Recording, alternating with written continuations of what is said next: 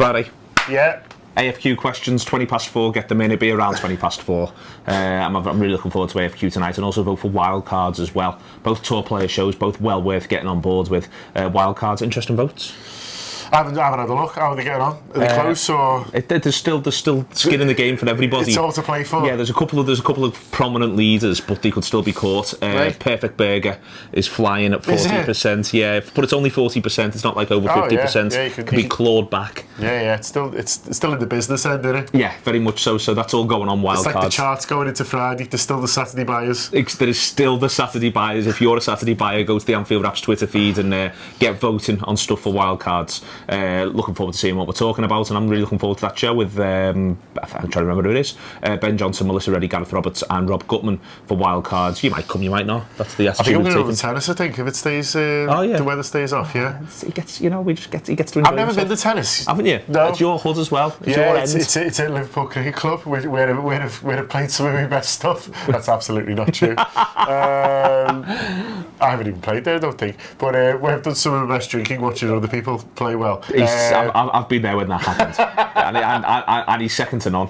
So yeah, I might wander down there. Depends on the weather. It's looking a bit iffy. It feels like it could go either way. Yeah. What's been happening in the world of Liverpool? Liverpool have let the physio Chris Morgan go. As ever, this is the sort of backroom stuff where he may or may not be good at his job. We're not in a position to know, but he's left a very nice message about how privileged he felt to have worked for Liverpool for a period of time. It's emotional. It's nice that people say things like that. Yeah, it's important. And it's like with leaving any workplace, I'm sure, but with the added factor of millions of people caring about what you do and 45,000 people turning up to watch you do it. So he's been there for a period of time, so best of luck to him in the future, insofar as the fact that he doesn't even know who I am. But, hopefully... I think it seems that Jurgen Klopp's bringing a lot of his own guys in that regard. There was the nutritionist from Bayern Munich, the big one, and the few that. So it might be a case that there's just only so many jobs. Yeah. Only so many pairs of hands needed to rub muscles and all that sort of thing. So that's happened. Besiktas, after yesterday when Raiola, Balotelli's agent, said, yeah, Besiktas, don't worry about it, they're all over this sort of thing, have come out and said, to be honest with you, we just want to keep Mario Gomez, we're not at all interested in Balotelli, that's not for us. Which is a real shame. Because that was it felt like Mario Balotelli's 2 a.m. banker. It felt like, do you know the wonderful I've ever told you the wonderful Giulio Canetti story, and we often do Giulio stories. There's a Giulio Canetti story where he once said to me, the way in which I'm going to clean up my life, Neil, the way I'm going to clean up my life is NLP. I'm going to do the NLP, Neuro-Linguistic Programming, and it's going to sort me out. And I went, so when are you going to start that, Giulio? And he went, I've got no intention of starting it. And I said, so what's the plan about how it's... He said, well, I always know it's there. It's always a fallback for me. It can sort me out. If I ever get into really dire straits, NLP will sort me out. And it felt like that was Besiktas was Mario's version of NLP. That it was the thing he was just, if it got absolutely a crisis point, and as it transpires, NLP is not going to work for Mario. It must be heartbreaking. Yeah. I think you've nailed it. I don't know quite what we do next. Skirtle isn't definitely going to go to Fenerbahce. There are other clubs interested. He's having a think. He's having a think about it. He's at the Euros. Yeah. Exactly, he's got things on going day to day, and it's Lucas Leiva's been opening some football pitches in Liverpool. The Echoes told me, and it's Jordan Henderson's birthday. Nice lads.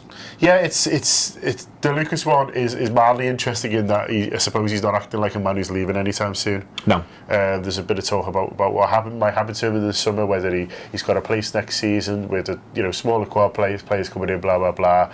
If he's going around working for the club over the summer, then it seems unlikely to me that he will leave. But maybe I'm looking too much into it. Maybe he just didn't have anything on.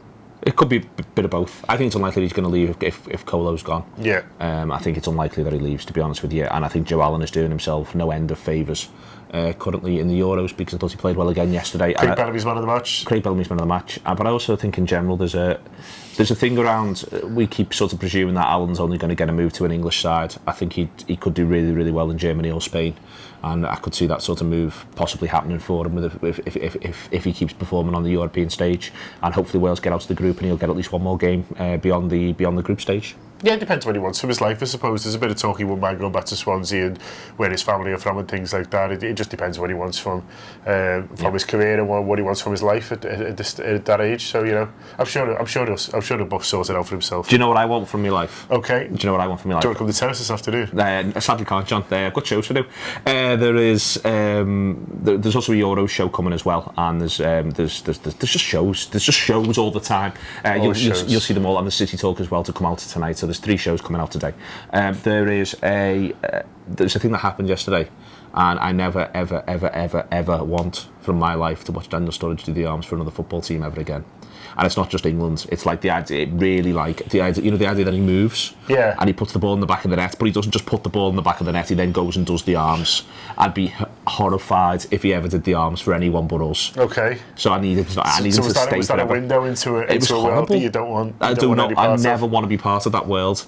I never want that window of Daniel Sturridge doing the arms for somebody else. Yeah, it was an interesting performance by Sturridge, wasn't it? Yeah. I thought. He got very deep, and you know, I mean, they put a lot of strikers on, so someone had to. But he was really quite deep, and a few of us had chatted about whether he works as a number 10, and I'm sort of the impression that he doesn't want to pass the ball enough to play as a 10. But I mean, that was a Steven Gerrard goal, wasn't it? The give into the striker and then the burst on. The finish is great, but the move from there was kind of fantastic. Interesting to see how the rest of the tournament goes. I presume he'll start Sturridge now because he loves a bandwagon. And but where he plays him, we'll have to wait and see what that does, and whether Jurgen Klopp's having a look at that and thinking maybe next season. I'm going to sneeze. I've never done that before in the video. It's never happened on BBC Breakfast. I don't know where it came from. Just wanted to say, the other thing that interested me, sort of in the same vicinity really, is that that Chelsea supposedly want Benteke, and that in the Times are reporting they don't just want Benteke, but Conte wants him to start, which is interesting. It's a reminder of the fact that he's good at football. It's a reminder of the fact that he's really good at football. It's a reminder of the fact that there's not a huge amount of good strikers out there, and if this Euro should be telling anyone anything, it's that there's not a huge amount of good strikers out there. Well, that's why no one's scored more than twice, have they? Still, no team's scored more than twice. Don't think so. So yeah, there's not a huge amount of great strikers out there, and he sort of makes sense in Chelsea, regardless of all that. You can see how he works in Chelsea in terms of, I mean, we don't know necessarily how Conte's going to play, but presumably it's not going to be a huge change from how Chelsea have been playing kind of over the last 10 years or so, really. Ancelotti was a little bit different, but generally speaking. So, you know, you can see how he works. You can see how he works with Hazard. You can see how he works with the kind of midfielders that they've got, really, and you can see how he fits in there. So it wouldn't surprise me at all.